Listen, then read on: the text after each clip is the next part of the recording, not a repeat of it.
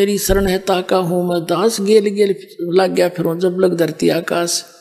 जो बच्चा गऊ की नजर में यूं साई को संत, और भक्तों के पीछे फिर यो भक्तो चल भगवंत। जगत का पेखना पेख्या, धनी का नाम ना लेखा। जो सब कुछ कर रहा है उसका तो जिक्र भी नहीं था, रामीन देवताओं के ऊपर आश्रित थे, न ऐसे कर दिया। ये अपना कुछ नहीं कर सके। श्री कृष्ण जी के सामने पूरा यादव को लड़का मर गया कट के, और नहीं बचा सके, और स्वयं ठाकर मारने लग गए। लास्ट में से पागल से हो गए थे। इनके इतिहास में देखो तो मीराबाई को बड़ी चिंता हुई कि श्री कृष्ण से ऊपर भगवान बतावे। दुख हुआ लेकिन किस्मत जाएगी। प्रसन्न किया महाराज जी, जो आप बात बता रहे हो या मेरे गला उतरा को नहीं। कबीर परमात्मा बोले बेटी सच्चाई तो सच्चाई होती है, आपके गला उतरे चाहे ना उतरे। आप किसकी पूजा करती हो? कि श्री कृष्ण की। श्री कृष्ण से ऊपर मैं नहीं मानती किसी को। परमात्मा बोले बेटी ये देवता झूठ नहीं बोला करते, इनमें इतनी खासियत होती है। और तू नो कह रही है कृष्ण जी मेरे बात करा करने। श्री कृष्ण जी तो पूछ लिए तू, इनसे ऊपर के सता है कि नहीं। अब मीराबाई ने हृदय से याद किया, श्री कृष्ण प्रगट हुए और उन्हें पूछा भगवान आज मैंने संतों का सत्संग सुना है, और सत्संग संत झूठ नहीं बोला करते, इतना तो मैं मानती हूँ। आप सच्ची बताना, क्या आपसे भी ऊपर कोई भगवान है? श्री कृष्ण जी ने कहा कि भगवान तो है मीराबाई, लेकिन वो मिला नहीं। तेरी ट्राई भी व्यर्थ है, हमने खूब ट्राई कर ली, उसके दर्शन नहीं होते। अब मीराबाई का तो धक देसी हुई, भाई सारी सच्ची बात है, कोई और है परमात्मा। अगले दिन जाके चरणों में पड़ गई और कहा महाराज जी मेरा पेटा भर दिया आपने, मेरा विश्वास संतोष, मुझे विश्वास हो गया कि इनसे ऊपर कोई शक्ति है, भगवान ने स्वयं बता दिया। अब मेरा कल्याण कराओ। परमात्मा ने बताया बेटी ये खुद नासवान है, इनकी पूजा करने से जन्म मृत्यु तुम्हारा मिटे नहीं। उस अमर परमात्मा की भक्ति में लगी, जब जन्म और मरण मिटेगा उसकी भक्ति हमारे पास है। तो परमात्मा कहते हैं समझदार तो संकेत तो है भाई, और फिर भी कोई ना मानना तो उसके ऐसा मूर्ख नहीं। तुरंत पुरानी संबंध तोड़ दिए कृष्ण से, अगर नहीं हमने मोक्ष चाहिए, और कहा जी दीक्षा दे दो मुझे तो कल्याण चाहिए, या तो तेरा दुख देख रही हूं मैं। तो परमात्मा ने देखा कि यह ठाकुरों की लड़की, इसको देखते हैं इसके अंदर कितना भगवान की चाह है, या समाज में लोक लाज में या अंधी हो रही है। जब तक ये लोक लाज और कुल की मर्यादाओं में बंधित है प्राणी, भगवान उसको पूरा लाभ नहीं दे सकता। तो परमात्मा ने कहा कि जा बहन बेटी उससे नाम ले ले। रविदास जी की तरफ संकेत कर दिया। रविदास जी उस समय चमार जाति में, कबीर साहब जुलाहा जाति में। चमार जाति उस समय ज्यादा अछूत मानी जाती थी, क्योंकि उनका कर्म ऐसा था। अरे ये हम इस ऐसे ही हैं, उसको आदमी को ऐसे ही मान लेते। उनका कर्म था जैसे पशुओं की खाल उतारनी, और फिर उसको साफ करना, धोना मांजना, और फिर जूते बनाने। तो उसमें कपड़े का लागे बिना रह कोई ना, साबुन सुबुन था को नहीं। तो उनके मैल मूल मक्खी उक्खी लगी रहती। तो जो दूसरी ऊंच जाति के उन्होंने कहते भाई दूर बैठ जा मक्खी आवे। तो धीरे धीरे वो अछूत का रूप धारण कर लिया कि ना दूर रहे, वहां छुए ना। तो उस जाति में रविदास जी और मीराबाई ठाकुर जाति में। ठाकुर भी सबसे श्रेष्ठ माना करते राजस्थान में।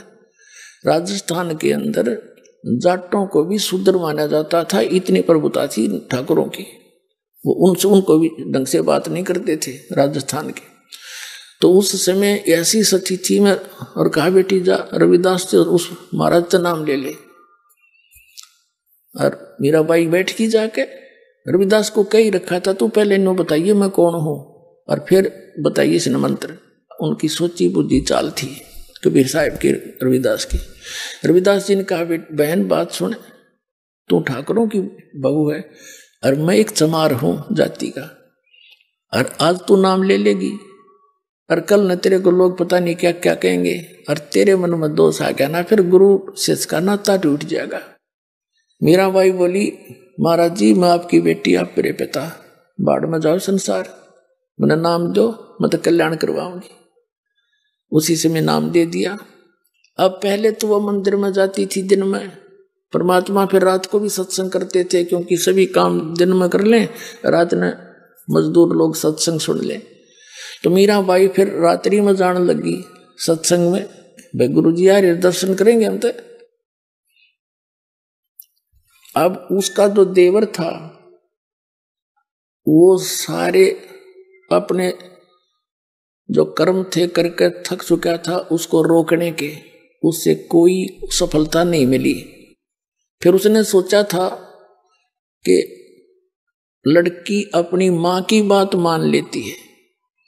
उसने अपनी मौसी को बुला करके, मीराबाई की माँ को बुला करके उसको समझाया था कि इसने समझा दे, अपने घर बैठ कर भक्ति कर ले, इसने हमारी इज्जत का नाश कर दिया। मीराबाई की माँ ने समझाने की चेष्टा की थी कि बेटी वहां ना जाया करे, इज्जत का नाश हो गया। और चमार जाति का बताओ तने तो सारी ये बात बिगाड़ दी। तो क्या आपस में क्या बातें हुई, शब्द सुनाते हैं।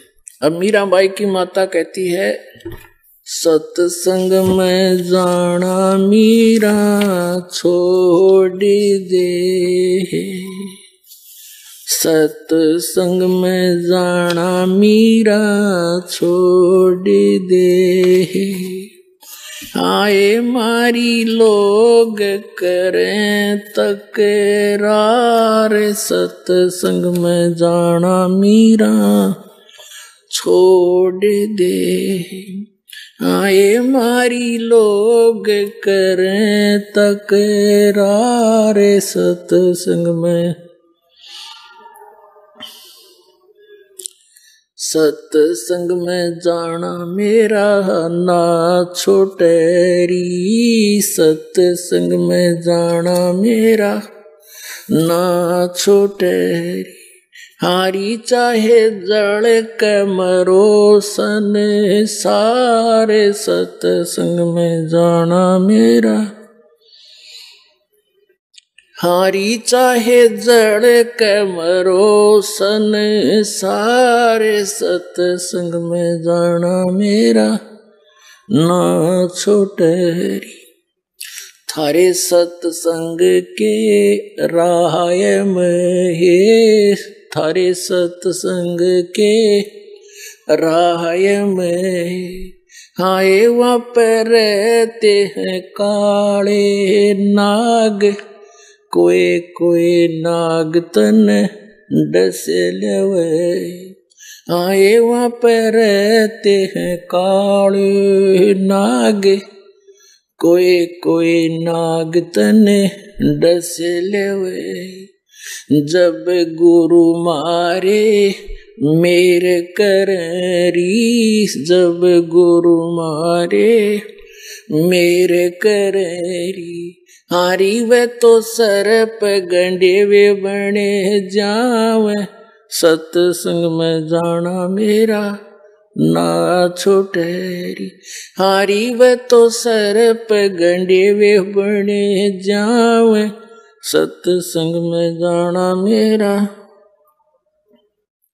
थारे सत्संग के राय में, थारे सत्संग के राय में, आए वहाँ पर रहते हैं बबरी शेर, कोई कोई शेर तन खा लेवे, आए वहाँ पर रहते हैं बबरी शेर, कोई कोई शेर तन खा लेवे, जब गुरु मारे मेरे करी, जब गुरु मारे मेरे करी, हारी वे तो शेरों के गिद्दड़ बने जावे, सत्संग में जाना मेरा ना छोटेरी, हारी वे तो शेरों के गिद्दड़ बने जावे, सत्संग में जाना मेरा ना छोटेरी, थारे सत्संग के बीच में, थारे सत्संग के बीच में, आए वहाँ पर रहते हैं साधु संत, कोई कोई संत तन ले रमे, आए वहाँ पर रहते हैं साधु संत, कोई कोई संत न ले रमे, तेरे री मन में माता पाप हैरी, तेरे री मन में माता पाप हैरी। वो संत मेरे माँ बाप हैरी, वो संत मेरे माँ हैरी। हारी ये तो कर देंगे बेड़ा पार, सत्संग में जाना मेरा ना छुटेरी। हारी ये तो कर देंगे बेड़ा पार, जाना मेरा ना छुटेरी। सत्संग में जाना मेरा छोड़ दे, आए मारी लोग करे तकरार। सत्संग में जाना मेरा, सत्संग में जाना मेरा ना छुटेरी। सत्संग में जाना मेरा ना छुटेरी। हारी चाहे जड़ के भरोसा नहीं सारे, सत्संग में जाना मेरा। वो तो हो जाती चमार है, वो तो हो जाती चमार है। इसमें हमारी आर है, इसमें हमारी आर है। तेरे री लेख माता चमार है री, तेरे री लेख माता चमार है री। वो मेरा सृजन आर है री, वो मेरा सृजन आर हैरी। आरी वो तो मीरा के गुरु रविदास, सत्संग में जाना मेरा ना छुटेरी। हारी वे तो मीरा के गुरु रविदास, सत्संग में जाना मेरा ना छुटेरी। अपने आत्माओं, वैसे तो मीराबाई जी का और भी आगे बहुत बड़ा कथन है, क्योंकि आप जी ने अभी इनकम्प्लीट स्टोरी सुन रखी है सारी ही सारी। आगे क्या हुआ, मीराबाई जी को बहुत तंग किया करते थे। मीराबाई ने सोचा ये रोज दुखी रखे, ज्ञान ऐसा मिल गया है, अपनी भक्ति कहीं और कर लूंगी, परमात्मा साथ रहेगा, गुरु जी ने कह रखे। तो मीराबाई घर त्याग कर चल पड़ी।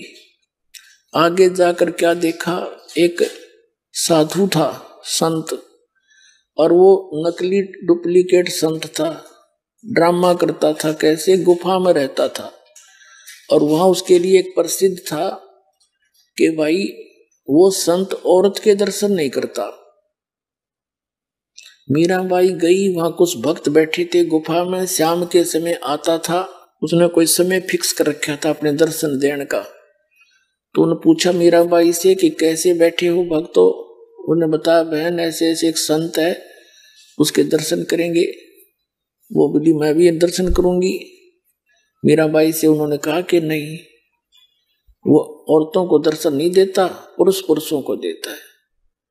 मीराबाई बोली कि मैंने तो सुना है पुरुष एक ही है और सब उसकी पत्नी है, वो एक ही पीव है, सबका एक मालिक है, क्योंकि परमात्मा का ज्ञान ऐसा है। ये तो बच्चा रहा दे नकलियानत है।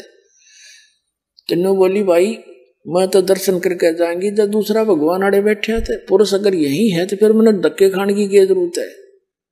जब यू पुरुष है, यू परमात्मा है, तो बैठी मैं तो उसके दर्शन करके जाएंगे। उसके पास संदेश आ गया कि एक बाई है और ऐसे ऐसे कह रही है। उसके भी कान खड़े हो गए, अगर मैं दर्शन करके जाएंगे। वो आ गया बाहर। मीराबाई बोली भाई मन तेनू सुना, तू क्या है, इस शरीर से पुरुष मानता अपने आप को। कल मृत्यु हो जाकर गद्दी बनेगी तू, फिर कहाँ गया तेरा पुरुष बना। डले डोन लग रहा, आ मेरी गेल तेन संत मिलाऊंगी। उसकी भी चौन तोड़ दी। अरे पुरुष तो कोई एक है और तू नफरत करता औरतों से, तो क्या आत्मज्ञानी है फिर। पुण्यात्माओं, जैसे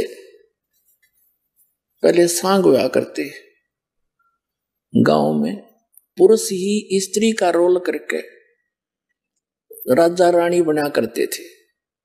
और डांस डूंस करते थे। तो एक लड़का दूसरे साथी के साथ वो सांग देखने चला गया। वो लड़की का रोल कर रहा था, अभिनय कर रहा था। लड़का छोटा सा 15-16 साल का, दाढ़ी मूछ नहीं थी, सिर पर बाल रखे हुए थे औरतों वाले, वो उसका वही प्रोफेशन था। तो दूसरा जो पहली बार गया था वो कह रहा था देख कितनी सुंदर लड़की है, कैसा डांस कर रही है। उसका साथी कहता है यह लड़की नहीं है, ये लड़का है। ना तेरे तुझे नहीं मान। उनका स्वांग समाप्त हो लिया। अपने जहां वो डेरे में डटे हुए थे वहां गए। उसने उतार कर अपने आर्टिफिशियल सारे पार्ट रख दिए एक तरफ, और कच्चे कच्चे में खड़े बाड़ ऊपर थे। तब उसका समझ में आ गई सच में जो तो भाई लड़का ही था, लड़की नहीं थी। अगले दिन जब उसने सांग सुना उसमें लड़की नहीं दिखी, उसने लड़का दिखा था। परमात्मा कहते हैं आत्म ज्ञान विहीन नकलियों ने औरत और पुरुष मंत्र मानते हैं।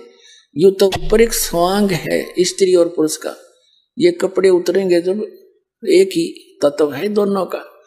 तो क्या का तू पुरुष है, तो उस डले डोए था उसकी भी चौन तोड़ी। फिर वृंदावन में जाकर रहने लगी। वहां पहुंचे परमात्मा कबीर जी अन्य रूप बना के, क्योंकि ये परम पिता हमारे हैं।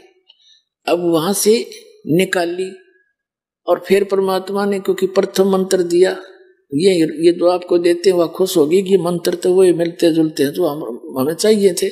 वो आसानी से ग्रहण किया उसने।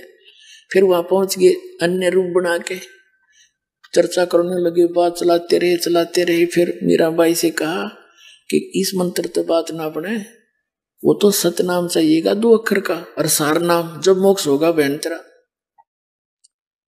फिर उसका समस्या आ गई, गुरु नहीं बदला करते। परमात्मा बोले देखो जो उस संत ने नाम दे रखा है वो बिल्कुल ठीक है, लेकिन वो प्राइमरी क्लास तक का है। अरे अगली क्लास में चलेगी तो वो तो बहन आगे पढ़ाई पढ़नी पड़ेगी तने, वह समझ गई। तब परमात्मा कबीर जी ने उनको दीक्षा दी, तब उस बाई का मोक्ष हुआ। अब ये गाटा जोड़ रहे थे, कृष्ण जी के गुण गाया करती, वह मोक्ष होगी। कृष्ण का मोक्ष कोई ना, मीराबाई का कहां से होता।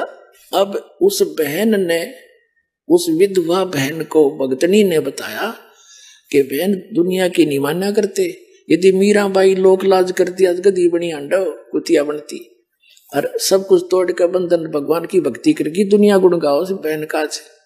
और देख ले तू, सोच ले, यह बात उस विधवा बहन के समझ में आएगी। भैया समाज तो वो भी ना जीने देता, यार तेरे भी बकवाद कर रहे हैं चाचे ताऊ इसके छोरे के। कभी नो कह तू वहां खड़ी देखी थी, तू वहां ऐसे क्यों गई थी, ये तो फिर भी पीछे पड़े रहे, चल देखी जाएगी। परमात्मा साथ देता जब ऐसे दृढ़ निश्चय से चलते हैं। अब उसने जाकर सत्संग सुना, दीक्षा ले ली, और उसका तो जीवन बदल गया। सारे दिन रोया करती, अपना ठीक है अपनी कर नहीं पाओगा, बेटा है बेटा अपने स्थान पे, ना मानता मैं क्या करूं। लेकिन एक अर्ज रखा करती गुरु जी के पास कि महाराज जी लड़का बिगड़ गया और शराब पी हुआ है, मानता नहीं कहे की। परमात्मा बोले बेटी तू हिम्मत करके लगी रहना, हिम्मत ना रही है। आन देश में परमात्मा के पास सारे तरीके होते हैं, पर तू दृढ़ रहना। तू उसके कहने से अपनी इसमें दीक्षा में बाधा ना आने देना, सब ठीक हो जाए। दूसरी बार जो परमात्मा आए वहां पर कुछ दिन रुकने के लिए, उस बहन ने सभी से प्रार्थना की कि एक दिन का भोजन मुझे दे दो सेवा का, लेकिन सब ने फिक्स कर रखे थे अपने दिन, सब मना कर गए। अगना वे मुश्किल से दाव लगे, साल भर में आम नहीं दे सकते। तब जिस बहन ने उसको प्रेरणा दी थी, उसने शाम का समय दे दिया उसको कि मेरे वाले दिन में सुबह मैं करा दूंगी भोजन, शाम ने तू करा दी। अच्छा, अब उस बहन ने शाम ने भोजन बनाया खूब जी ला के। लीला कहते हैं परमात्मा पता नहीं के करते, कैसी लीला करता है। उस बहन का बुखार हो गया, जोर का जोर हो गया, और इतना हो गया कि 10 कदम नहीं जा सकती। उसने भोजन बना के तैयार कर दिया, उस समय अचानक बुखार बन गया और हरत घनी होगी। और वो लड़का एक निकम्मे गिरोह में फंस रहा था, चोर उचुप के डाकुओं में। उन्होंने रात में स्कीम बना रखी थी कि आज राजा के घर में चोरी कराएंगे, रानियां के हार 9-9 लाख रुपए के बताते हैं। और सब आप अपने मियाँ मिट्ठू अरे और सब नौकरी नो लावांगे, इतने हार हो जाएंगे, फिर घर बनावांगे, ऐसे कोठी बना लेंगे। तो कहने लगे भाई रात ने 12 बजे इस मंदिर में आ जाइए, कोई बाहर जंगल में मंदिर था, उसके आसपास इकट्ठे हो जी, वहां से चलेंगे। तो सब चले गए अपने खाना खुना खाकर जल्दी आने के लिए। वो लड़का आ गया शाम को 7-8 बजे सी, वो दिन जल्दी आ गया। माँ ने कहा बेटा मेरी तबीयत होगी खराब, मैंने अपने गुरुजी का भोजन पहुंचाना था, मैं चल नहीं सकती, बेटा एक बार आश्रम में भोजन दिया तो महाराज जी भक्ता का। अब उसने सोची तू आश्रम में जाओगा और आने जाने में समय ना लग जा चाहता, और तू पीछे रह जा, वहां रात ने चोरी करने जाना है। मना कर दिया, कहने लगा माँ मैं नहीं भोजन दे के आऊंगा, और तू भी मत जाया कर वहां पर, पता नहीं दुनिया क्या क्या कहती है तेरे बारे में। उस माँ ने कहा बेटा मेरी इज्जत रखते तू, आज हाथ जोड़ के तुमने समय मांगया है, और आगे मुझे कोई टाइम नहीं देगा। एक दिन का भी गुरुजी भूखे रह गए थे, अरे सब जा चुकी है वहां सत्संग में, मैं अकेली रह गई पाछे थे, बेटा मैं चल नहीं सकती। बहुत कुछ कहा पर वो मानना नहीं। फिर वह रोने लगी बैठ के, हे भगवान आज किसे कर्म फूटे मेरे। तो उसने सोचा लड़के ने कि अब माँ रोएगी सारी रात, 2 मिनट लगेंगे, 10-20 मिनट आध घंटा, तो फटाफट पकड़ा है बहुत टाइम से।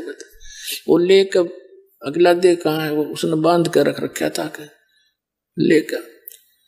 अब वो प्रतिदिन एक का प्रार्थना करा करती, परमात्मा मेरा तो एक का हो बेटा, धन जो भी है वो सुधर जा। तो उन आश्रम वाले भक्तों ने, माइयों ने सोचा, आकाश तो सुन दी भगवान गुरुजी ने, उसका लड़का लेके आ गया भोजन, रान लग गया तो फिर इस पर असर भी पड़ेगा। तो गुरुजी से बताया जी उसका रामो नाम था, अकरामो का लड़का आ गया, आपने बड़ी दया करी, बहुत रोया करती, इस बात की मारी किसी प्रकार सुधर जाओ। अब वो गया तो पूछा भी गुरुजी कहाँ है, भोजन कराना है, मेरी माँ तो बीमार होगी। भक्ता ने बताया गुरुजी स्नान करने जा रहे हैं, भाई 10 मिनट बैठ जा। वो बैठ गया, गुरुजी आगे भोजन रख दिया। फिर उन्होंने बताया जी ये रामो का लड़का है, और आपने बड़ी सुनी, आज तो यू आ गया आपके दर्शन करने के लिए। तो गुरुजी ने सोचा ला बेटा बालक से 2-4 बातें बता दूं, इसका असर हो जा। कहने लगा बेटा भक्ति करते हैं, मनुष्य जीवन भगवान ने इसीलिए दिया है, भक्ति करे, बुराइयां तो बच कर है, ये जीवन बार बार नहीं मिलता। वो लड़का बोला बाबा जी जल्दी रोटी खा, मैंने देर हो है, तेरे लेक्चरों की जरूरत नहीं। अब उस महात्मा ने सोचा भाई तो सचमुच निराय नकम्मा है, ठीक रो हवा लड़की इसने। महाराज जी के बोला अपने खा के खाना, और लेकर वो बर्तन, और वो तो स्पीड खींच दी वापस, क्योंकि उसने तो रानिया के हार दिखे थे। अब रास्ते में उसका कांटा लग गया पैर में, और लग कर सूल की करकी टूट गई बबुल की।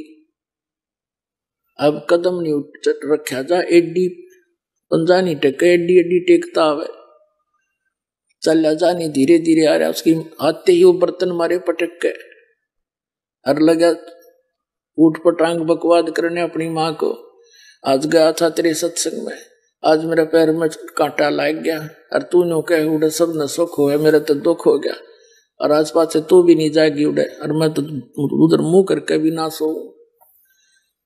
क्योंकि उसने तो फिर नो हो गया कि तू जा नहीं सकता, भागना पड़े तो भाग नहीं सकता, चोरी कराएंगे तो सारे सांग करने पड़ेंगे, तो घना दुख मान रहा इस बात का। फिर वह मां रोने लगी, हे परमात्मा इस निकम्मे का आज कांटा लगना था, देख मेरे किसे फूटे भाग हैं, अब यू ना स्वयं जावे और ना मन भक्ति करने दे। नो करके वह खूब रो रहा के सोगी। फिर जैसा भी था शाम ने तो फिर सुबह बखत उठ के उस लड़के का कांटा निकलवा दिया। उधर से उन बच्चों ने, उसके साथियों ने थोड़ी देर इंतजार किया, फिर वो सोचा भी चलना है तो ना हम करते चोरी। वो चोरी करने चले गए राजा के घर पे। अब राजा का घर कोई ऐसा सुनना है, जाते चोरी कर लेंगे, पकड़ लिए। पुलिस ने, मंत्रियों ने कहा कि महाराज ये तो इतने खूंखार व्यक्ति हैं, राजा के चोरी कर सकते, जनता को कैसे जीने देंगे, इनको भयंकर सजा देनी चाहिए।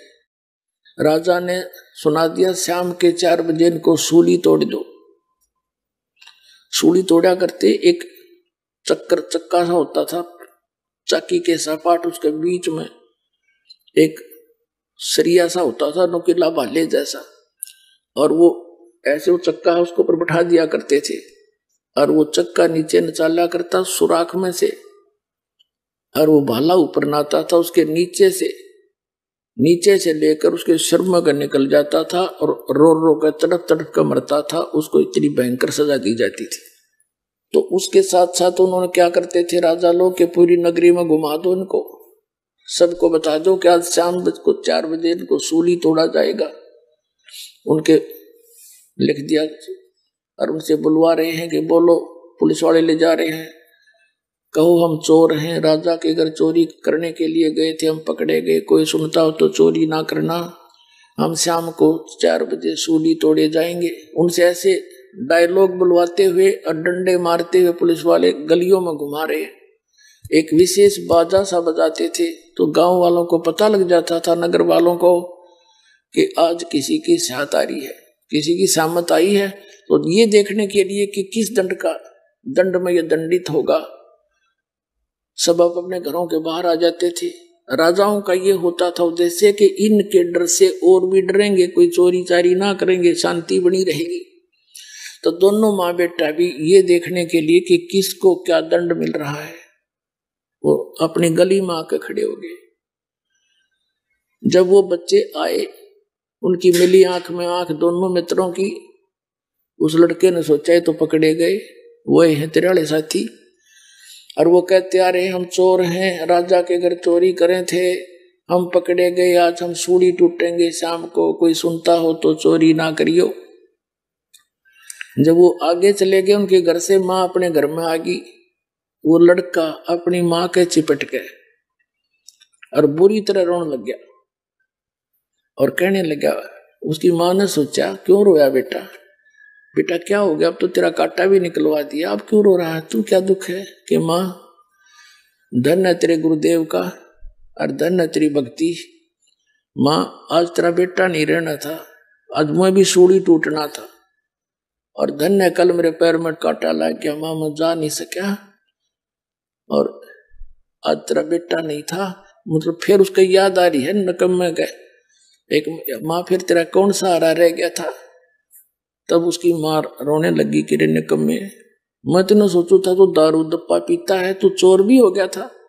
अखा माँ मैं इतना नीच हो गया था, और कान पकड़ दिया, क्यों कलजा पाट गया, सामने सूली तोड़ टूटेंगे, कान पकड़ दिया, आपके साथ चलूंगा, नाम लूंगा, और जिंदगी में कदे चोरी नहीं करूंगा, कोई गलती नहीं करूंगा, शराब भी नहीं पीऊंगा। अब कबीर साहब कहते संत शरण में आने से आई टले बला, जब मस्तक में सूली होवा काटे में टल जाए। तो पुण्यात्माओं, आप परमात्मा की शरण में आए हो, विश्वास के साथ लगे रहना। ये क्यों डूम बाट के गीत नहीं, ये उस परम पिता का बोला वे शब्द जो दास आपको बता रहा हूं, और सारे सत्य होंगे।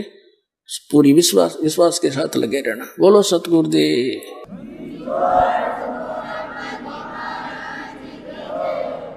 पुण्यात्माओं, आपका बहुत बड़ा सौभाग्य है,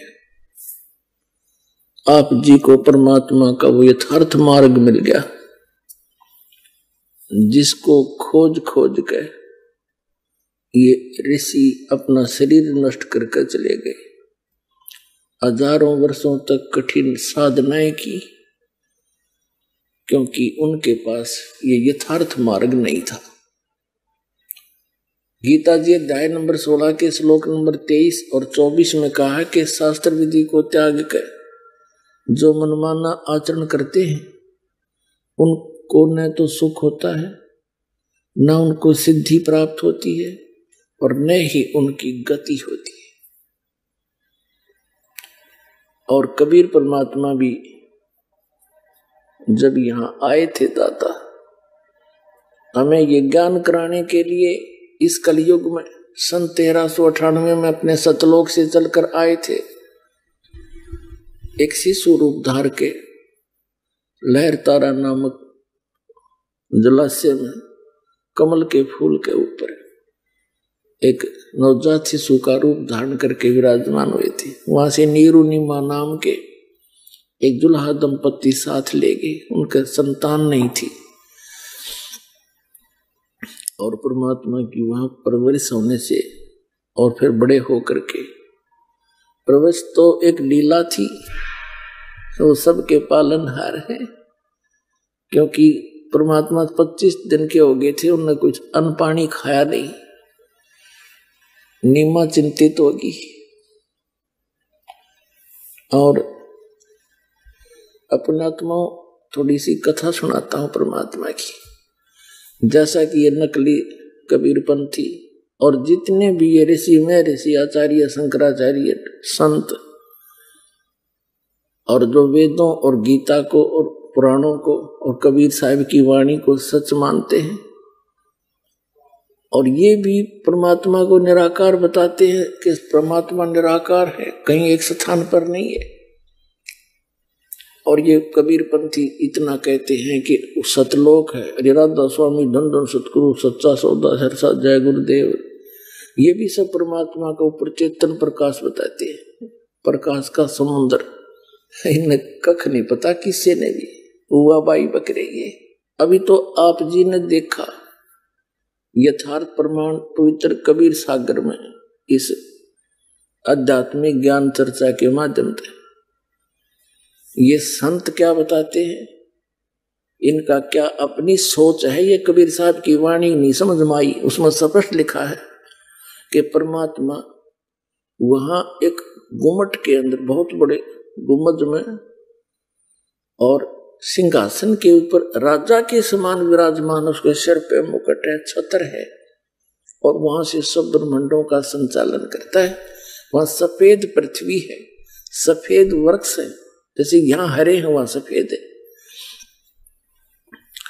और दूधों की नदी झरने बहे, हीरे पर जैसे यहाँ पत्थर के पहाड़ हैं वहां हीरों के पहाड़ हैं, ऐसे मोतियों के पहाड़ हैं और झरने बह रहे हैं, सुंदर सदाबहार वृक्ष है। उसमें 3 पोर्शन है जैसा भी आपने सुना। फर्स्ट पोर्शन में बाह्य भाग में ये पहाड़ हैं, बहुत बड़े सुंदर सदाबहार फलदार वृक्ष है और सभी मेवा उपलब्ध है सदाबहार, कभी किसी चीज का अभाव नहीं है। वहां का जल कैसा है, जैसे आपने यहाँ गंगा जल देखा है, ये कभी खराब नहीं होता। ये सतलोक से एक सैंपल भेज रखा भगवान ने कि वहां ऐसे पदार्थ है। और फिर उसके बाद बहुत बड़ी सृष्टि है जिसमें नर और नारी ऐसे ही परिवार हैं, अलग अलग सबके मकान हैं, कोई राग द्वेष नहीं है, क्यों अभाव नहीं किसी चीज का। सबके आंगनों में फलदार वृक्ष, फलदार मेवा, काजू और अमृत सरोवर छोटे छोटे सबके भरे। जैसे हमारी एक वृत्ति है यहाँ मन की, जिसके पास 2 पैसे हो जाएंगे बड़ी सा कोठी बनावेगा, आगे पार्क बनावेगा, उसमें फिर झूले झाले लावेगा, फिर एक स्नान के लिए एक टैंक बनावेगा और फिर और भी घनी जगह है उसमें साग सब्जी के लिए और पपीते सपीते कुछ फल फ्रूट भी लगाओगा। तो ये तो एक डुप्लीकेट सा काम है। वहां एज इट इज हम देख कर आए थे, जिसको आज हम यहाँ चित्रार्थ करने की कुचेष्टा कर रहे हैं, वो है ही नहीं वो वस्तु। तो वहां आपके सभी प्राणियों के चिट्टी से लेकर हाथी तक जितने भी मानव हैं, आप सभी के वहां पर अलग अलग मकान खाली पड़े हैं जहां आप रहा करते थे। अब ये बात आपका समझ में ना आवे क्योंकि आपने ये ज्ञान कदे सुना ही नहीं, लेकिन ये कोई डूम बाट के गीत नहीं और कोई बकान वाली बात नहीं, क्योंकि वह कहता हम बतेरे रखे पहले अटपट करके। ये तो विद प्रूफ दास बता रहा है और परमात्मा ने आकर ये ज्ञान स्वयं यहाँ बताया है, वही आपके सामने दास उसको समझ कर समझा रहा है। तो वहां आपको वो सुख था जिसको आप यहां खोज रहे हो। कोई बुढ़ा होना नहीं चाहता, कोई भी वृद्ध अवस्था को पसंद नहीं करता और सारे वृद्ध होंगे, और कोई मृत्यु नहीं चाहता और सब मृत्यु को प्राप्त होंगे। तो क्यों नहीं चाहते हम?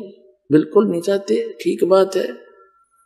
देख बालक कैसा शरीर, युवा होने के बाद कितना अच्छा शरीर, बुढ़ा में पाचा सकलते भी डर लग गए, दर्पण देख लेते, और फिर मरना, सारा साजबाज सारी उम्र जोड़िया और सारे बालक बच्चे हो गए, इनमें जी लाग रहा, और फिर नौका मारो इसने 1 मिनट में मृत्यु। बताइए ये कोई अच्छी बात है? तो यहाँ का तो एक परंपरा है और वहां ये है नहीं, तो इसलिए ना तो वृद्धावस्था चाहते ना मृत्यु चाहते, और दोनों कंपलसरी। तो ये तो सतलोक में होगा, आपको वहां चलो, अब समय आ गया वहां चलने का, कति बिल्कुल आसानी से जा सकते हो, लेकिन ये मंत्र जाप करना पड़ेगा, जीवन रोहतास आपको बताएगा, और मर्यादा में रहना पड़ेगा। आपको यहां तो सुख देंगे ही देंगे, और फिर वहां देखना सतलोक में।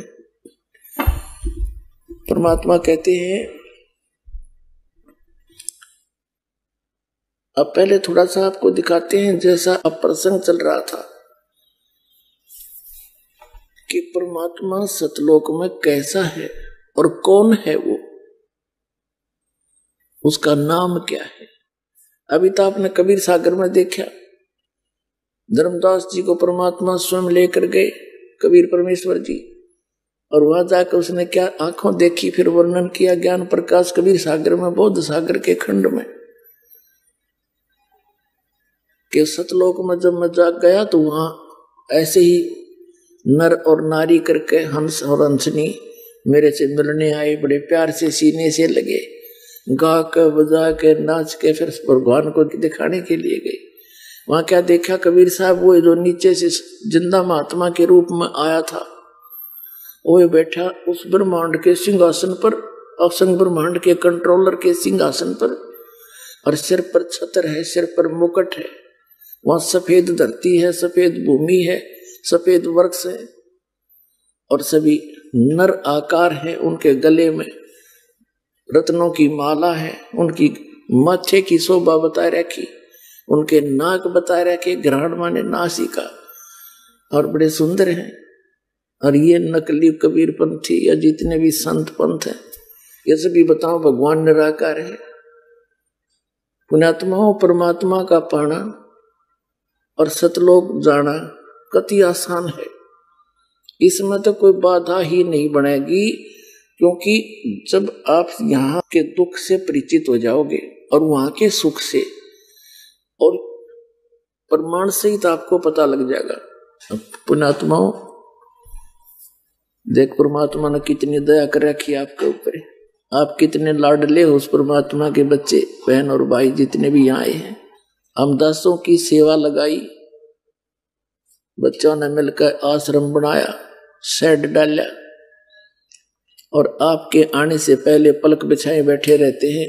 कितने भगत बहन भाई आएंगे, मैट बिछा देते हैं, अच्छा बढ़िया देसी घी का प्रसाद हलवा, और भाई अच्छे बढ़िया भोजन आहार आपको परमात्मा की तरफ से ही है ये सारा खेल।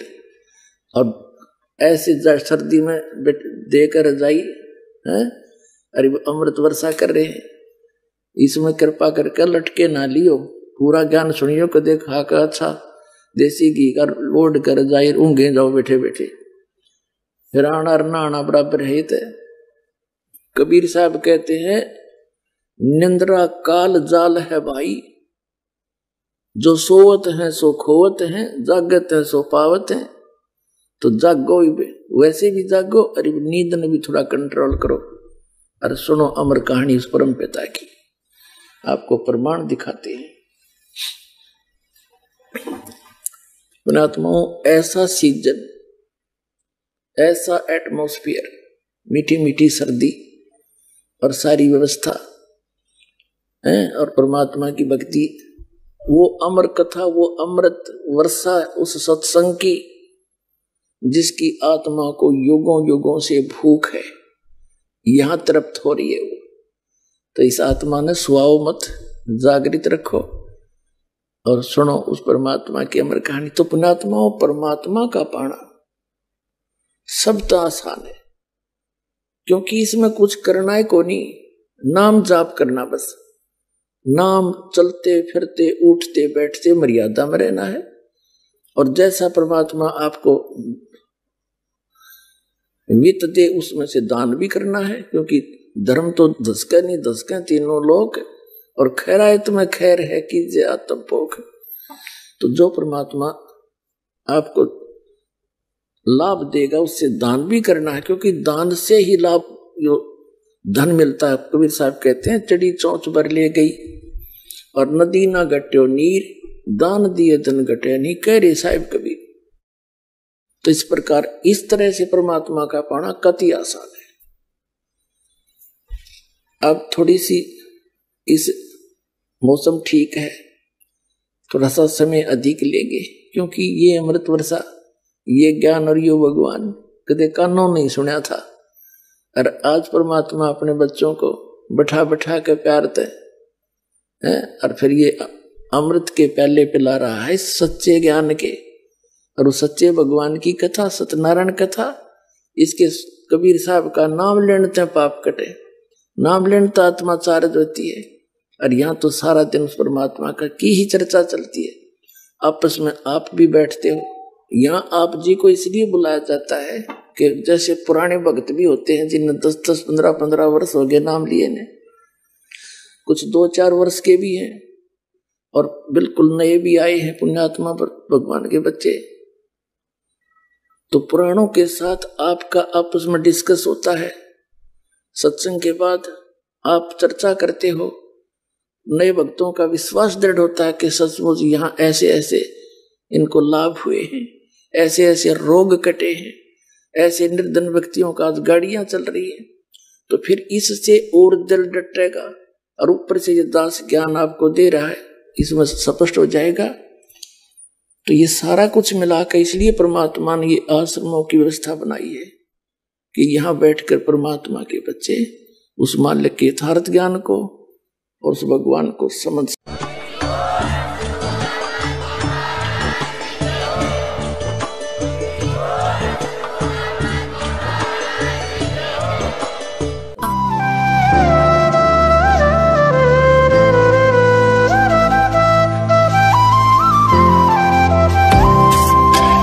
सत सही।